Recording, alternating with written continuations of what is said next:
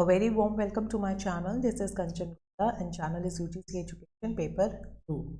Yes guys, welcome back with another session. Here I am giving you the Robert Gagne conditions of learning, a very important topic from the exam point of view.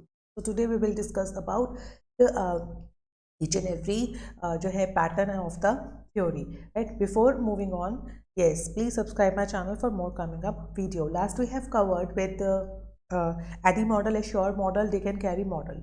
Right now we are doing conditions of learning Gagne. This is also one of the part of our unit 8, right so चलिए start करते हैं अपना आज का session. उससे पहले आप सभी लोगों से रिक्वेस्ट है मेरे चैनल को सब्सक्राइब कर दीजिए for more coming up video. Yes, ये पिक्चर देख ही रहे हैं, ये है रॉबर्ट गैग्ने। यस, इसके आते हैं डिस्क्रिप्शन पे। क्या कहता है ये गैग्ने की थ्योरी क्या कहती है कि रॉबर्ट मिल्स गैग्ने जो है का जो है अगस्त 21 1916 टू 2002 तक का टाइम पीरियड है, and he was the American educational psychologist. He was psychologist best known for the conditions of learning. Gagne, who also involved in applying concepts of instructional theory to design of computer-based training and multimedia-based learning. This theory क्या करती है, stipulate करती है that there are several different types of level and learning. वो कहती है ये theory कि समझने के भी काफ़ी सारे लेवल्स होते हैं, कि आप नॉलेज किस तरीके से आ रही है और आप उसे किस तरीके से समझ रहे हैं, किस लेवल पे जाके उसे समझ रहे हैं। नॉर्मल एक नॉलेज लेना आपका एम है, या उसके गहन अध्ययन चेन लर्निंग करना है कि उसके और भी डिफरेंट जो है पहलुओं को लर्न करना है, या आप रोड जो है उसके या आप प्रॉब्लम सॉल्विंग स्टेज पे, ब्रेनस्टॉर्मिंग स्टेज पे जाना चाहते हैं, तो everything include. Significance of this classification is that कि ईच डिफरेंट टाइप रिक्वायर करता है डिफरेंट टाइप ऑफ इंस्ट्रक्शंस को। हर एक जो टाइप होता है वो डिफरेंट इंस्ट्रक्शंस रिक्वायर करता है। एंड गैग्ने ने 5 मेजर कैटेगरीज दी हैं, जिसमें वर्बल है, इंटेलेक्चुअल है, cognitive, motor, attitude. So different internal and external जो कंडीशंस हैं उस पर दोनों पे बात की है। कभी कभार क्वेश्चन आ जाता है कि रॉबर्ट गैग्ने की थ्योरी कहाँ पे जो है कौन से कंडीशंस पे है, तो आप दोनों का ही नाम लेंगे कि उसने इंटरनल पे भी और एक्सटर्नल दोनों ही कंडीशन। एग्जाम्पल ले लेते हैं। फॉर कॉग्निटिव स्ट्रैटेजी के लिए, to be learn there must be a chance to practice developing new solutions to the problem. If you want to if you want to perfect the cognitive strategy, so you must have to do you must have to develop the solutions to the problem in each and every daily basis, so that क्या होता है, इसे mastery तक पहुंच जाते हैं। जब आप कोई भी चीज़ को प्रैक्टिस में लाते हैं तो उसको क्या होता है, आप मास्टरी हासिल कर लेते हैं। टू लर्न द एटीट्यूड, एक एटीट्यूड आ जाता है, not the wrong attitude. Attitude means होता है if any problem related to that topic coming in your way, you are strong enough to solve that problem. So it is in a good attitude because it gives you a more confident.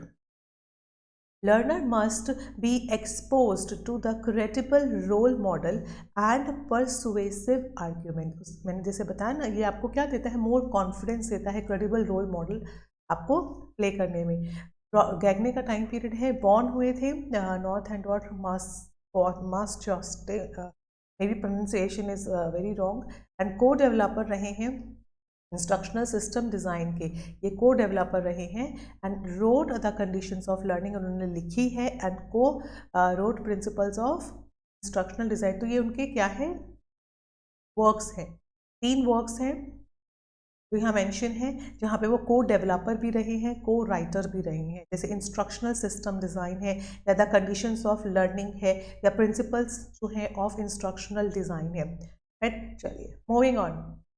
गैग्ने is considered to be the experimental psychologist, कि वो experiment करते थे। Who is concern with the learning and instruction से related जो है, जो भी चीज़ें इंक्लूड होती थी उसमें वो क्या करते थे, एक्सपेरिमेंट के थ्रू करते थे। And he is known for the skill hierarchy, he has given the skill hierarchy also, which present simple है and build the complex one. His learning theory is summarized the Gagne assumption, which consists of 5 types of learning and 9 events. ये भी हम सब एक एक करके पढ़ेंगे। He has given, चलिए मैं पिक्चर दिखा देती हूँ आपको। गैग्ने की जो थ्योरी ऑफ इंस्ट्रक्शन है was developed was developed by the Robert Gagne. It is made up of 3 components. Yes, taxonomy, ये भी पढ़ेंगे, conditions very important, 9 events very important. तो जो taxonomy है, cognitive, affective and psychomotor. Cognitive क्या होती है? Cognitive strategy is related with, देखिए ये 5 एटीट्यूड है, 1 ये 3 है, यहाँ ये 1 एंड ये 1, ये 5 जो है आपको लर्निंग आउटकम्स गैगने ने दिए हैं. First cognitive, second intellectual strategy, third verbal information, fourth attitude and fifth motor skills. Motor skills comes under your psychomotor domain, attitude comes under the affective domain, right? And that is the cognitive, intellectual and verbal information that comes into the cognitive domain. So 3 domains के अंदर उन्होंने 5 categories को रखा था, right, in A taxonomy of learning outcome, कि आप learn कैसे करते हैं. On the other hand conditions होती हैं, कुछ कंडीशंस होती हैं लर्निंग की, ठीक है, और कुछ इवेंट्स होते हैं that happen during the classroom session. तो this is a very good picture that is I have taken it from the Google. चलिए, गैगने डिफाइंड करता है लर्निंग को as a set of planned external events होते हैं जो कि influence करते हैं प्रोसेस ऑफ लर्निंग को, इसीलिए उसको प्रमोट भी करते हैं. Stated very plainly and simply कि learners have a different levels of learning. हर एक बच्चे का डिफरेंट लेवल होता है, डिफरेंट टाइप होता है. Not every one learn in a same way. Obvious सी बात है, हर कोई बंदा जो है, हर कोई लर्नर एक ही तरह से नहीं पढ़ता है. Therefore important to know your learners first, है ना. सबसे पहले नीड एनालिसिस आपने सुना होगा, जब भी हम करते हैं तो नीड एनालिसिस. अरे भाई, जब हम कोई चीज़ को प्रिपेयर कर रहे हैं तो ज़रूरत तो समझें कि क्या ज़रूरत है. Don't assume all learners have a pre requisite skills necessary. ये हमेशा एज्यूम नहीं करके चलते हैं तो इसको सारी नॉलेज पहले से ही है. Gagne's learning blueprint can cover all the aspects of learning that focus on the theory, on the retention and honing of the intellectual skills. Yes, ये पिक्चर हम कर चुके हैं रीड. कंट्रीब्यूशन पढ़ते हैं. Gagne had a considerable influence रहा है उनका ऑन एजुकेशन और ट्रेनिंग के ऊपर, ट्रेनिंग पर्पज से, राइट, में ट्रेन करना है कंडीशंस ऑफ लर्निंग में, तो इनकॉर्पोरेट एंड गवर्नमेंट सेक्टर्स में as well as some influence in public schools also. Field of instructional design that seeks to take what is known about human learning and apply it to instruction. So उनका field जो था instructional design का, कि उन्हें simply क्या करना था, जो कंडीशंस ऑफ लर्निंग उनकी थ्योरी में है उनको अप्लाई करना था. He is a father of instructional design. Yes, Gagne, question आता है, Gagne is the father of instructional design, right? And he had a wide influence on the people who follow the systematic approach of designing. उनके जो भी person जो है एक instructional design में एक सिस्टमैटिक अप्रोच फॉलो करते हैं, वो गैगने को ज़रूर याद करते हैं, क्योंकि his ideas about domain of learning, क्योंकि वो जो डोमेन ऑफ लर्निंग उन्होंने दिया है आइडिया, उसको अपने कॉन्सेप्ट में यूज़ करते हैं. And his concept of instructional events also. तो ये एक एक करके भी आगे हम पढ़ने वाले हैं. What are the domains and what are the instructional events, right. In 1956 में अगर हम बात करते हैं, based on the degree of complexity of the mental process, suggested a system of analysing different conditions और levels of learning from simple to complex. According to Gagne, जो higher order learning होती in the hierarchy is built upon the lower levels. ये भी हम आगे करने वाले हैं.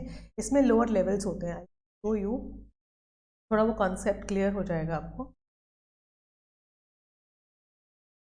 Yes, there are some events होते हैं जो आपको हायर ऑर्डर थिंकिंग तक लेके जाते हैं, राइट.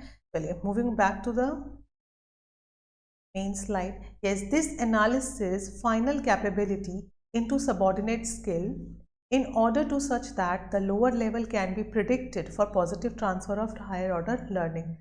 में लोअर जो 4 है, ये आपको सारा जो एक्सप्लेनेशन है वो आगे की स्लाइड का दिया हुआ है. मैं ये एक्सप्लेनेशन तभी लेती हूँ, ठीक है, तो आपको और क्लियर हो जाएगा. ये डोमेन्स ले लीजिए. मैंने आपको जैसे पीछे स्लाइड्स में बताया था, he has given the domain of learning and instructional events. तो ये है domain of learning. Yes, here we have a domain.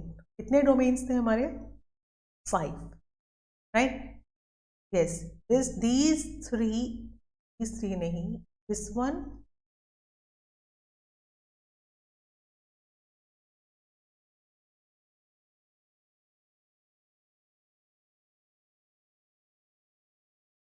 चलिए ठीक है, verbal, cognitive and intellectual comes under cognitive domain, right. Motor skill comes under your psychomotor skill,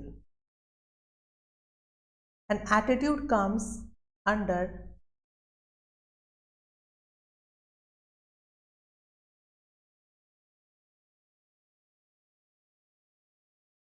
yes, this comes under your affective domain. Attitude comes under affective domain. ये 3 हमारे main domain है, first, second and 3. Cognitive में verbal आता है, cognitive, strategies and intellectual. तो first हम सीखते हैं वर्बल इंफॉर्मेशन क्या होती है, लाइक बेसिक लेबल देना या फैक्ट्स को समझना या पैराफ्रेजिंग करना. पैराफ्रेजिंग क्या होती है, paraphrasing can help you to prevent the overuse of direct quotations. क्या होती है, बड़े बड़े थ्योरी से जैसे आप पढ़ते हैं, आप उनको कोट करते हैं कि आपने ये पढ़ा, आपको इसका ये पॉइंट अच्छा लगा, तो आपने उसको पैराफ्रेज किया. मतलब पूरी कहानी पढ़ने से अच्छा आपका एक छोटा सा रिव्यू पढ़ लेना. पैराफ्रेज करने से क्या हो जाता है, वेरी कंसाइज देन कोटिंग. जो आपने कोट किया हुआ है किसी बंदे ने, मैंने किसी बंदे का एक पूरा आर्टिकल पढ़ा और उसको अपनी भाषा में कोट कर दिया, कंसाइज कर दिया. When you rephrase another person's idea, it forces you to think about what that person is really saying. वो पर्सन एक्चुअली क्या कह रहा है, उसके बारे में आपको सोचने के लिए जो है एनकरेजमेंट मिलता है. उसको आप रीफ्रेज कर देते हो, तो वो पैराफ्रेजिंग होता है, जो कि वर्बल इंफॉर्मेशन है. कॉग्निटिव स्ट्रैटेजी में internal processes and Meta cognition. Meta cognition होता है थिंक अबाउट योर थिंकिंग, अपनी थिंकिंग के बारे में रीथिंक करना. मैं एक इसका एग्जाम्पल भी आपको दूंगी. जैसे एक स्टूडेंट होता है, एक लर्नर है, राइट. वो क्या करता है, रीथिंक करता है. किस चीज़ के ऊपर, अपनी स्ट्रैटेजी के ऊपर. लर्नर रीथिंक करता है about the strategy of learning, right. Strategy of learning के ऊपर. जैसे मैं एक लर्नर हूँ, मुझे आज ये टॉपिक ख़त्म करना है, मुझे साइंस का चैप्टर ख़त्म करना है, तो मेरी क्या होगा, मैं इंटरनेट से एक बारी जो है वीडियोस निकाल के मैं इस कॉन्सेप्ट को पढ़ लूँगा, या वो वाले सर के नोट्स निकाल लेता हूँ. तो उसके ऊपर रीथिंक करता है, वो सोचता रहता है नहीं वो नोट्स शायद कम थे, तो मैं अपने फ्रेंड से नोट ले आता हूँ, उसका नोट ज़्यादा अच्छा था. या आप सोचते हैं, या मेरे प्रीवियस नोट्स जो मैंने क्लासरूम में लिए थे, आई थिंक वो बेटर है. तो आप अपनी सोच के ऊपर और सोचते हैं, रीथिंक करते हैं, तो वो मेटा कॉग्निशन है. ओन थिंकिंग के ऊपर थिंक करना. मोटर स्किल्स है यहाँ पे फिजिकल मूवमेंट. एटीट्यूड है अ वे ऑफ फीलिंग और acting. It affects the action towards an event, person and object. ये एटीट्यूड होता है. इंटेलेक्चुअल स्किल क्या है, डिस्क्रिमिनेशन करना, कॉन्क्रीट चीज़ों को समझना इंटेलेक्चुअली में, रूल यूज़ करना या problem solving. So these are 3 domains होते हैं जिसके अंदर 5 कैटेगरीज हैं, राइट. चलिए, moving on to the 5 categories. एक एग्जाम्पल पढ़ते हैं हम. जैसे हमने वर्बल पढ़ा कि जब लर्निंग द अल्फ़ाबेट्स, हम अल्फ़ाबेट्स को लर्न कर रहे हैं, A, B, C, तो हम वर्बली जो है वो लर्न कर रहे हैं. इंटेलेक्चुअल स्किल्स होती हैं लाइक एडिशन, सब्ट्रैक्शन करना.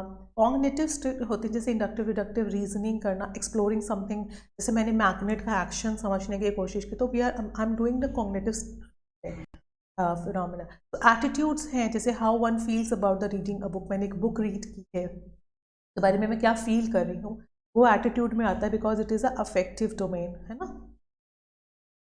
It is a affective domain. Motor skills होती हैं फास्टनिंग द बटन्स, मतलब बटन्स को जल्दी जल्दी फास्ट बटन कर रहे हो, तो आपकी मोटर स्किल, आपकी हैंड मूवमेंट्स काफ़ी अच्छे हो रही हैं, राइट. ईच कैटेगरी रिक्वायर करती है different methods in order to for the particular skill set to be learn. किसी ना किसी स्किल को लर्न करने के लिए एक अंडर कैटेगरी में आता है. अगर मैं एक छोटा सा बेसिक एग्जांपल देती हूँ, मैंने बच्चे को बोला फटाफट से लाइट ऑफ करके आओ, तो वो मोटर स्किल हुआ, वो फटाफट करेगा, राइट. अगर मैं कहती हूँ कि देखो वो बेगर वहाँ पे दिख रहा है, आप उसको मनी दे के आओ, या आप इमोशन फील करते हैं कि क्यों वो ऐसा है, या किसी एनिमल को देख के आप इमोशंस फील करते हैं, तो वो एटीट्यूड में आ गया, है ना, क्योंकि it represents your feeling, emotions. चलिए, डिस्क्रिप्शन लेते हैं. This is the another. Yes, these are 8 ways to learn. इसके भी एग्जाम्पल्स अवेलेबल हैं यहाँ पे, तो आप इजीली इसको जो है पढ़ पाएंगे. जैसे सिग्नल क्या होता है, एक सिग्नल करना is the same as the classical conditioning, क्योंकि पैवलोव ने दी थी. क्लासिकल कंडीशनिंग में था लर्निंग प्रोसेस दैट अकर क्या होता है, एसोसिएशन से होता है between the environmental stimulus and naturally occurring stimulus. तो सिग्नल लर्निंग का मतलब होता है, पहले तो आप इसको जो है स्लैश करके ज़रूर लिखिएगा, दिस इज द एसोसिएशन है between the stimulus, association, right. Stimulus SR यानी कि it is also knows the trial and error, it is a fundamental method for solving the problem. Repeat करते रहना, वेरिड अटेम्प्ट करना, continue रहना जब तक कि आप सक्सेसफुल ना हो जाए, and never stop trying. Chain करना, चेनिंग इन्वॉल्व करता है री इन्फोर्सिंग करना इंडिविजुअल रिस्पॉन्सेज को। चेन का मतलब होता है कि आप जो है लर्नर को एक के बाद एक जो है चेन देते हो, प्रॉम्प्टिंग करते हो कि देखिए उसके बाद ये आता था ना, कि उससे पहले जो आपका आंसर था उसको आप उसको ऐसे प्रॉम्प्ट कर रहे हो, उसको एक हिंट दिए जा रहे हो ताकि वो सॉल्यूशन तक पहुंच जाए। तो क्या है, री इन्फोर्स करना एक इंडिविजुअल के रिस्पॉन्सेस को in a sequence to form a complex behaviour. आप सीक्वेंस में उसको प्रॉम्प्ट कर रहे हो, देखो उसके बाद ये था, उसके बाद यहाँ जाओगे तो वहाँ के बाद वहाँ था, तो आप उसको चेन दे रहे हो। So it is a process of connecting a set of individual SR response in a sequential order. So there are two types के होते हैं, एक homogeneous और एक heterogeneous. The prior homogeneous जो है when the form of response is similar in each element, जब आपको लगता है कि responses जो है neutral है, same आ रहा है, तो वो क्या कहलाता है, homo, right? क्या कहलाता है, it is called as the homogeneous. And अगर आपको लगता है इन द कॉन्ट्रास्ट कि जो डिफरेंट डिफरेंट टाइप्स के रिस्पॉन्सेज आ रहे हैं, तो आप उसको heterogeneous response. Now verbal association is connected होता है chain learning by using the words, जैसे ये कनेक्ट होता है वर्बली यानी कि वर्ड्स के साथ कनेक्ट होता है। Learner is able to verbalize the acquired knowledge and intellectual skills in a highly organized manner. जो लर्निंग हिरार्की है, ठीक है, लर्निंग यानी कि आप धीरे धीरे उसे वर्बली वर्ड्स के थ्रू याद कर रहे हो, जैसे it is a form of associate learning called paired association, like learning the meaning of a words by splitting the words. जैसे आप छोटे छोटे वर्ड्स में वुड पेकर, अगर एक वर्ड हम बच्चे को लर्न करा रहे हैं, तो I will split into that way woodpecker, तो मैंने इसको स्प्लिट कर दिया है वर्ड्स को। तो वर्बल एसोसिएशन की वुड पे जो पैक करता है वुड पैकर होता है, it is a bird name जो अपना घोंसला पेड़ पे वुड को पैक करके बनाती है। तो मैंने ऐसे वर्बली चीज़ों को एसोसिएट करके लर्निंग कर रही हूँ बच्चों की, ठीक है ना। चलिए, नाउ डिस्क्रिमिनेशन लर्निंग है, डिस्क्रिमिनेट करके बच्चों को समझा रही हूँ, is a ability to distinguish, कि देखिए अगर ये ऐसा है, जैसे ये है और ये है, बी और डी मैं बच्चों को सिखा रही हूँ, तो ये इस डायरेक्शन में है और ये इस डायरेक्शन में है, तो ये डिफरेंस है। और भी बहुत सारे एग्जाम्पल हैं, अभी हम आगे एग्जाम्पल्स भी लेंगे।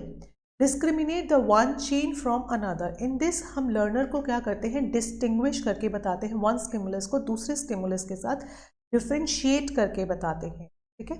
कॉन्सेप्ट लर्निंग, किसी की चीज़ों के बारे में मीनिंग बता के, किसी के चीज़ों के कॉन्सेप्ट, जैसे मैं अपने तरफ से एग्जांपल देती हूँ कि फॉर्मेशन ऑफ क्लाउड्स है, ठीक है, फॉर्मेशन ऑफ क्लाउड्स है, राइट। तो इस टॉपिक के ऊपर मैं बच्चों का कॉन्सेप्ट क्लियर करती हूँ। सबसे पहले मैं बताऊंगी कि सन रेज आती है, वाटर जो है वो वेपोरेट होता है, उसके बाद वो कंडेंस्ड होता है, प्रेसिपिटेशन का प्रोसेस होता है, उसके बाद फिर से जो है बादल बनते हैं, उसके बाद रेन होती है, अगेन जो है वो साइकिल चलता रहता है। तो ये मैंने किसी के कॉन्सेप्ट की क्लैरिटी की है क्लैरिटी। तो यहाँ देखो, it's a learning generalized the idea, आप उसके बारे में जो छुपा हुआ आइडिया है वो बताते हो, उसका जो अंडरस्टैंड है मतलब उस वेरिएबल की प्रॉपर्टीज बताते हो ना। Generalize the idea of a group of stimuli in concept learning, the change in behaviour as a result of learning is not controlled by the particular stimulus but the abstract idea of each stimulus। अब एक एक stimulus के बारे में उनको information देते हो to be concrete that information.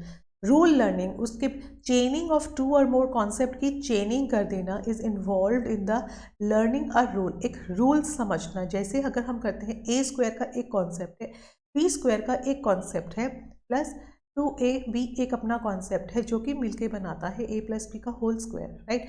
ये एक रूल लर्निंग है, ये रूल बन गया है, और जिसमें हम लोगों ने क्या किया है, चेनिंग of the concept, right. Problem solving is the highest level होता है एक कॉग्निटिव प्रोसेस का.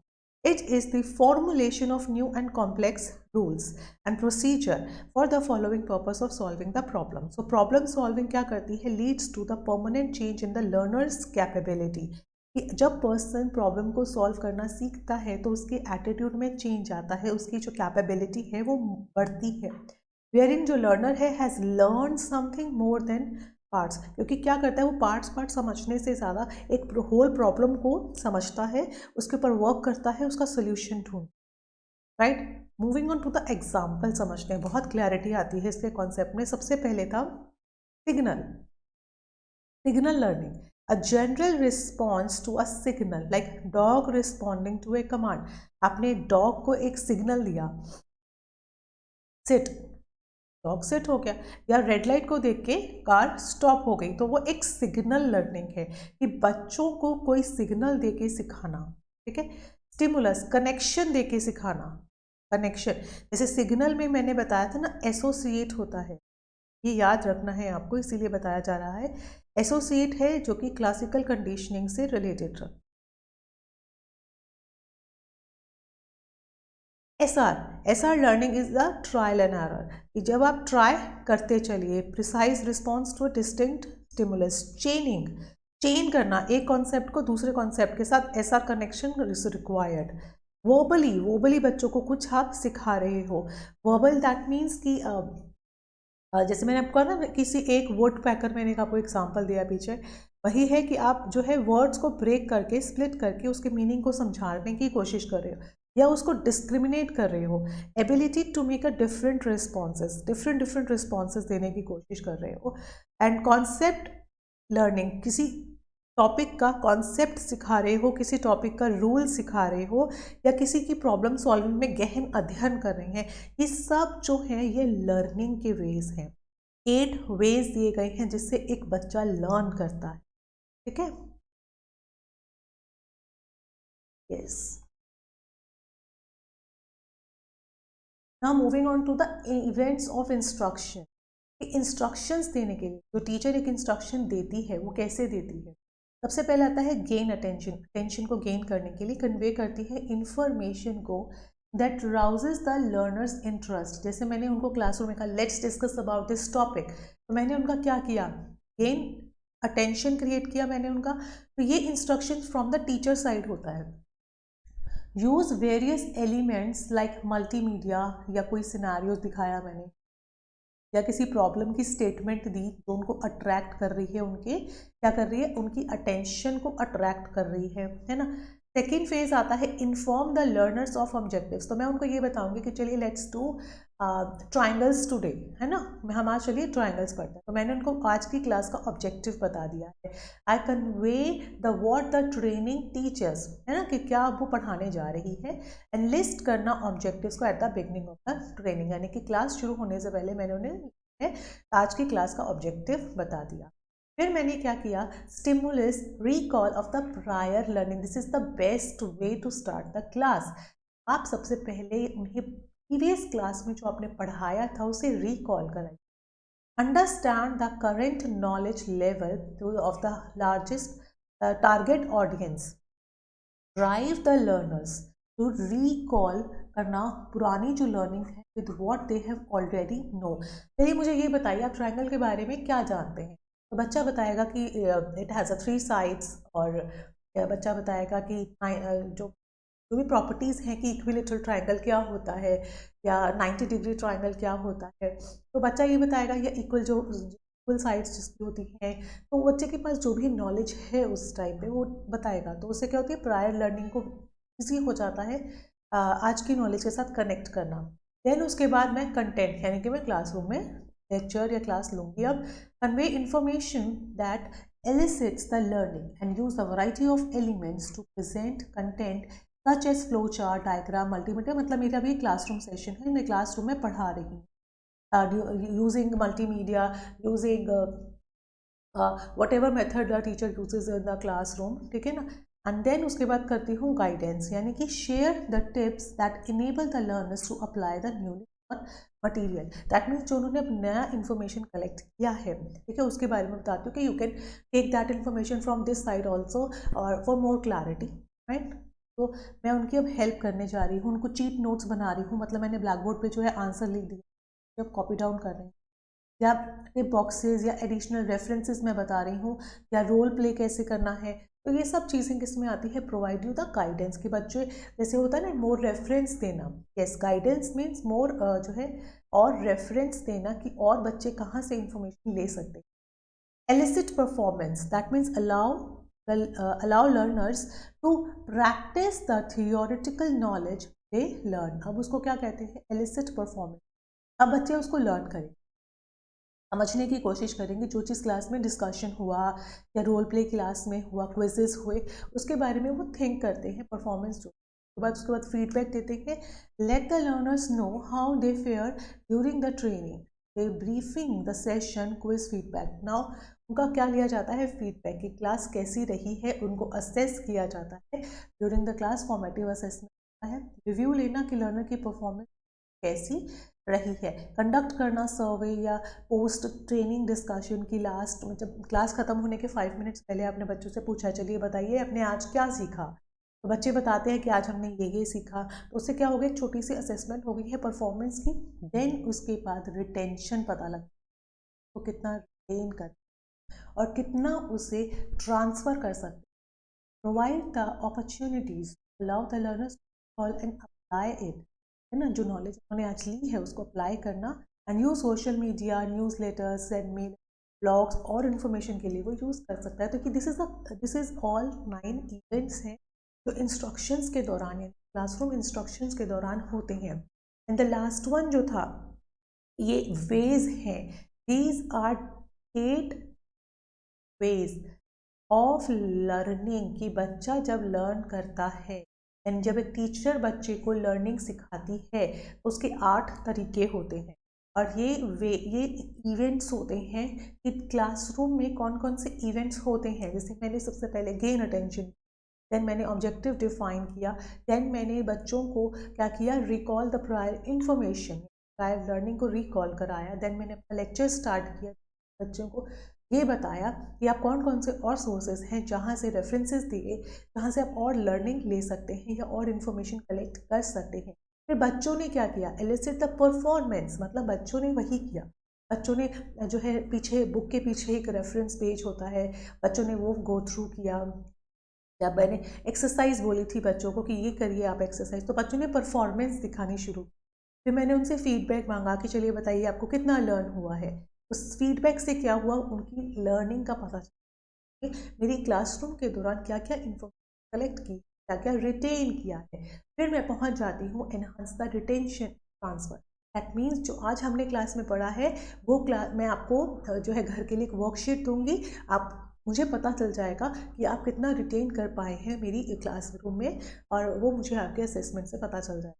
तो these are all events of learning. चलिए, yes, these are the examples तो अभी हमने पीछे किया है। जैसे गेन अटेंशन मीन्स हम पहले क्या किया, वैरायटी ऑफ ट्राइंगल्स बच्चों को दिखाए, ठीक है। उसके बाद मैंने कहा चलिए ऑब्जेक्टिव डिफाइन करना कि what is the equilateral triangle. So आज हम पढ़ने वाले हैं इक्विलेटरल ट्राइंगल। तो मैंने पहले उनकी प्रायर नॉलेज को चेक करने के लिए उनसे पूछा चलिए बताइए डेफिनेशन ऑफ ट्राइंगल क्या है। फिर उनको कहा प्रेजेंट स्टिमुलस, तो मैंने गिव डेफिनेशन, यानी कि मेरा क्लासरूम सेशन स्टार्ट हो गया। यस, प्रेजेंट स्टिमुलस का मतलब है यहाँ, प्रेजेंट स्टिमुलस मतलब प्रेजेंट द कंटेंट। मैंने क्लासरूम में जो है अपना कंटेंट डिलीवर करना शुरू कर दिया है। उसके बाद मैंने बच्चों को रेफरेंसेस दिए, दैट मीन्स मैंने और एग्जांपल्स उनको शो किए कि how to create the equilateral triangle. मैंने उन्हें चिप्स आता है, एक ट्रायंगल चिप्स आता है, वो दिखाने की कोशिश की कि देखिए each and every sides is equal in the this chip. तो मैंने उनको और एग्जाम्पल देने शुरू किए। फिर एलिसिट परफॉर्मेंस मतलब ask students to create the different, मैंने बच्चों से परफॉर्मेंस देने के लिए बोला चलिए बताइए। Provide the feedback, check all examples are correct या इनकरेक्ट है। फिर मैंने बच्चों ने जो परफॉर्मेंस दी है मुझे, मैंने उसमें से उनको फीडबैक दिया, फिर उनकी परफॉर्मेंस को जज किया कि कितना बच्चे जो रेमीडिएट किया, उनको गलत थे, नहीं बेटा ऐसे नहीं होता है तो ऐसे होता है। और फिर उनकी एनहांसमेंट जो हुई है पिक्चर्स ऑफ ऑब्जेक्ट्स को देख के, and ask students to identify. मैंने उनको डिफरेंट डिफरेंट जो है ट्राइंगल्स दिखे, ये पूछा कि चलिए बताइए इक्विलेटरल ट्राइंगल्स को देखिए, तो उनकी रिटेंशन जो ट्रांसफर काफ़ी स्ट्रॉन्ग हो। Now, moving on to the principles, different instructions is required for different learning. देखिए हर ये बहुत ही important point है, इसको note down करिएगा कि what are the basic funda in this theory. Basic फंडा यही है कि क्लासरूम में डिफरेंट इंस्ट्रक्शंस के लिए हमें डिफरेंट लर्निंग आउटकम की ज़रूरत है। तो इवेंट्स होते हैं वो ऑपरेट करता है लर्नर्स के अंदर conditions of learning. The specific जो ऑपरेशंस होते हैं that constitute the instructional events are different होते हैं हर एक learning outcomes में। learning hierarchy जो हम पढ़ते हैं, intellectual skills are to be learned in a हमें हमेशा सीक्वेंस में पढ़ना चाहिए, क्योंकि डिफरेंट इंस्ट्रक्शंस जो क्लासरूम में टीचर देती है उसका डिफरेंट लर्निंग आउटकम निकल, राइट। नाउ ये 9 इवेंट्स हैं, के अंदर आपको फिर से examples given for more clarity. If you want more clarity, so you can go through with this slide because I am moving. Yes, these are the steps of planning. Steps of planning instruction. Identify the types of learning outcome. वो outcomes आते हैं या निकालने चाहते हैं आप learners में, उसको आप आइडेंटिफाई कीजिए। ईच आउटकम में have a prerequisite knowledge और skills that must be identified. Step 2 आता है आइडेंटिफाई कीजिए इंटरनल कंडीशन लर्नर के, फिर एक्सटर्नल कंडीशंस को स्पेसिफाई करना है, फिर हमें स्पेसिफाई करना है लर्निंग कॉन्टेक्स्ट क्या है, ठीक है। रिकॉर्ड कीजिए सभी कैरेक्टरिस्टिक्स जो भी लर्नर शो कर रहे हैं इन द क्लासरूम। सेलेक्ट करिए मीडिया जिसके थ्रू आप इंस्ट्रक्शंस को डिलीवर करना चाहते हैं, एंड मोटिवेट करिए लर्नर्स को इन द क्लासरूम कि चलिए चलिए आंसर बताइए फटाफट से। तो यू जो है continuously motivate the learners to give the exam, to give the answers. Test the instructions, उसके बाद जितना लर्नर ने लर्न किया है उसको टेस्ट करना, and then after the instruction summative evaluation is, so here we all have done with the Gagne's theory of instruction. So I hope everything is clear now. If you still feel there is any one point is left, ऐसा कोई ऐसा point है जो मैंने नहीं cover किया है, तो कमेंट सेक्शन में बता सकते हैं, राइट। सो आज के लिए इतना ही। तो thank you so much guys, have a nice day. जाने से पहले प्लीज़ मेरे चैनल को सब्सक्राइब कर दीजिए। Thank you guys.